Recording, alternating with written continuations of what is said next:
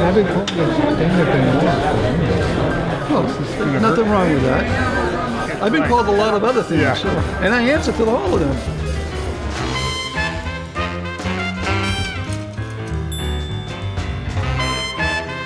We're in Lawrence, Massachusetts, classic plastic model car show, and I'm with Dana Benoit. This whole show, Dana's been here from the very beginning. Yes, I'm the founder of this club. We've been at this now for 29, 30 years, something like that. You know, we've been through an awful lot of changes. I remember when we started it, we were 4 guys in a living room. Yeah.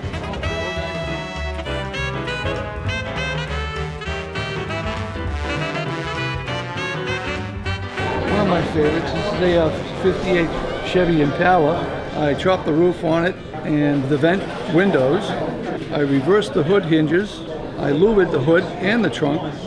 Removed all the chrome. I got a Corvette engine in it. I don't know what kit that engine came out of, but I kind of like it. I didn't really do that much to the underside of it, but a lot of people like to look on the bottom, so I put it up on the mirror. The wheels and tires are out of the parts box. It's not sure where they came from, but we love them. Yeah, I mean, when you're making a custom, you grab whatever you can get your hands on. If it fits, okay, you try it. If it doesn't fit, okay, back to square one. And it looks right. How did you do your louvers? Those louvers are cut one by hand. I graft off the hood and the trunk. I figure out how many louvers I want, how many rows, how long I want the rows. It's done with frosted Scotch tape. Cover the whole trunk. You cover the whole hood, you graft on the louvers. It looks like a lot of lines, all right? But once you start erasing away the part that you don't want, that leaves behind the louvers that you want to cut. So I cut them with what is known as a number 15 surgical blade. Okay. So one of those really hard metal that's really narrow. Yes, it's surgical, it's very small, very curvy. Sure. And you dig in on an angle and you lift, okay? And everyone is done this very same way. And when it's all done, you peel off the tape. Yeah. You get a little bottle of that glue gun. Yeah. That'll take a lot of the excess adhesive from the tape. Yep. You wash it with that, then you're ready for primer.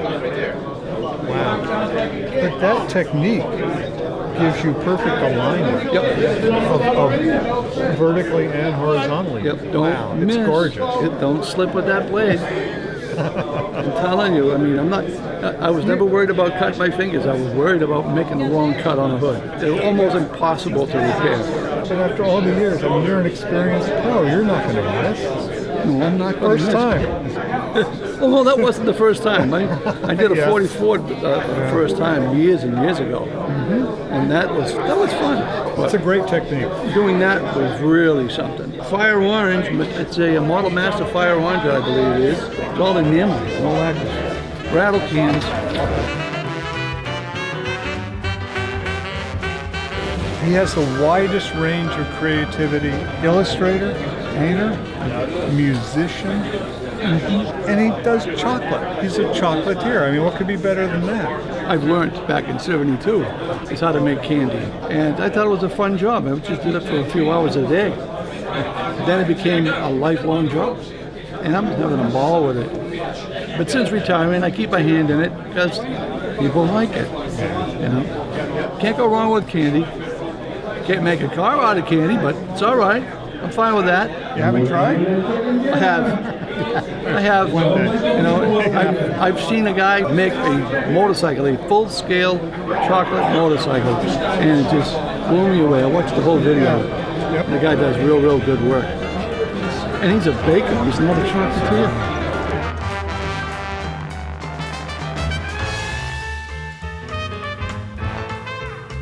Well, this is Cole Cutler's car. It was out of Hot Rod magazine years ago, and I happened to see this, and I said, "Oh my God, that thing is just drop dead gorgeous. I gotta have that." I had to think about how I'm going to build this, and what I did is I took Revell's Bob Glidden model, and I tried fitting the body over their chassis.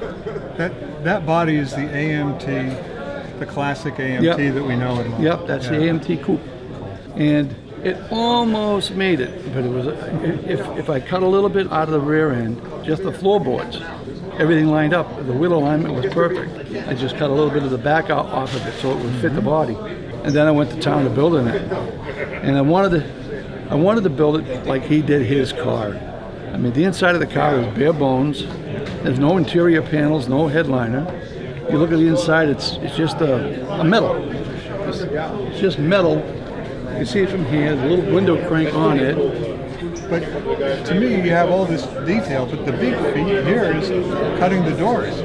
Getting the doors opened and hinged and dealing with all the geometry that goes with that. Yeah, which allows you to see all your detail in the interior. Otherwise, we only have little windows. The only thing that Cole Cutler did with the interior is he took the stock dashboard and he customized it a little bit for his own purpose, for the gauges and all. He wanted to keep that part of the car original inside, but he really couldn't because he had to add the gauges. Got the fuel cells and the batteries in the back.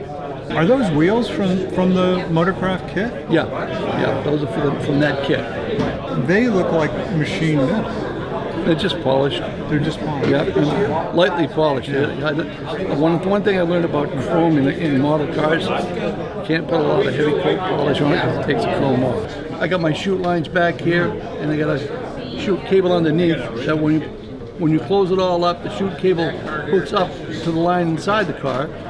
The roll cage, I had to modify the roll cage from the Revell kit so it would fit the body. Cut that down quite a bit. The engine was nice. I wanted to build a Ford Hemi, and it's a 429. I love this. All Ford. That's my favorite build of everything I got.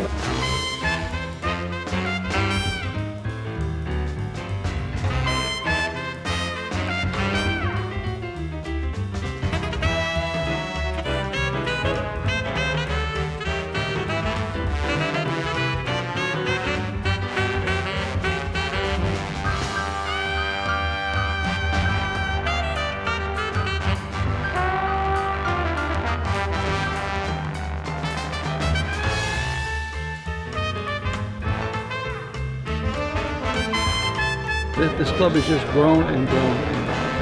You know, this club has got every type of builder you can think of in it. You know, because it's what we promote. You know, none of us ever want to see a club building all drag cars or all antique cars, you know, or all customs. We want to see the diversity in a club, because when you're trying to promote it, you can't just promote one thing. Whenever I come to this show, I'm talking to people and they say, you know, I just found out about this club. I just joined. It seems like you're always getting more members. There's a real life to new people coming in. The more shows you do, the more interest you generate.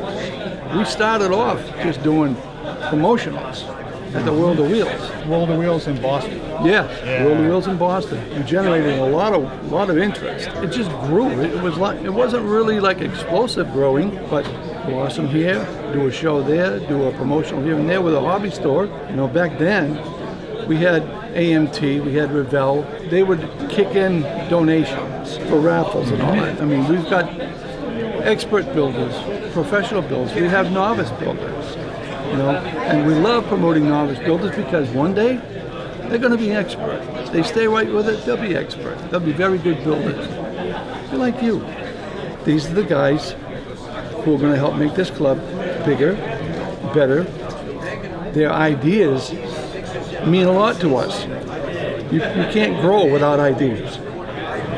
You just can't.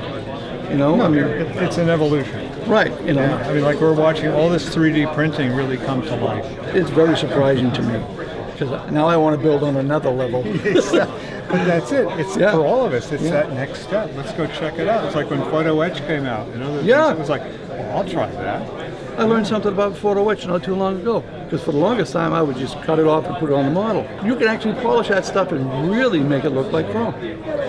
I didn't know that. I had to try that out for myself. Question for you. That first meeting, who were the four guys?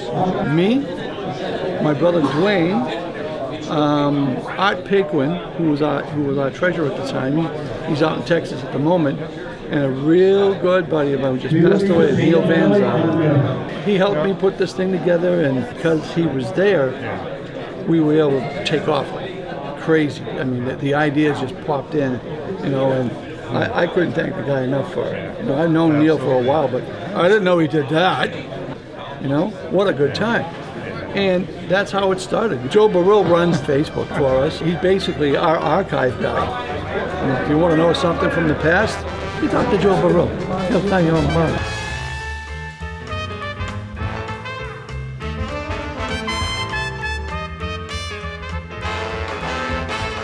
The scallops on this car. You said hand cut. Hand cut. Yeah, I drew them out on a piece of tape, like a label. Put the label down before I painted everything. Yeah. I put labels down, drew them out on the label, cut them out of the label, and then I put it down on, I had to make a dry transfer type of thing. The label itself was sticky, so I put it down on a dry label, cut it out on that, and remove it. So now I got a dry scallop. So then I put that dry scallop on a decal sheet, draw it out, and then cut it out and put it on that. Sounds easy, don't it? Oh. You know, one thing to make one and put it on a car. All your radiuses then have to match. There has to be a mirrored symmetry to it all. The first time I saw this car back in the 60s. It was just like this. At the World of Wheels, the very same thing. But then at some point the guy sold the car and the new owner reversed the colors on the roof. He went with a red roof with a white scallop. And that thing made all the magazine. And I'm looking at it and I said, you know, it's really nice, but that's not what I remember. You know, and that's not what I fell in love with. I fell in love with that, and that's what I'm going to make. It came out the way I wanted it. And I mean, when you do things like this, you always get ideas. But I find that if you get too many ideas when you're doing something and you don't get something done, you don't finish it because you're working on too many ideas. Yeah. I got a whole box of ideas at home in primary. I love finishing this one. This was nice. It's a beautiful car. Earth Angel, I wrote that on by hand with a marker. You did that with a marker? Yeah. It's like a rapidograph, what they call a rapidograph pen. Oh yeah. The ink from that marker, was that laid on the clear? One coat of clear on the white. Then I drew the Earth Angel on there. It took a couple of times. You know, once I got it close enough, I said, I'm leaving that alone. And then I shot clear over it. There's a great deal of risk in that because first you have to figure out how's the ink going to sit on the surface in the first place. Yeah. Okay, now I'm going to put clear over it. Will it cleave or spread? Well, by trial and error, I've discovered when you wet sand something, don't think for a minute you're going to write over it because that's where the bleed is going to be.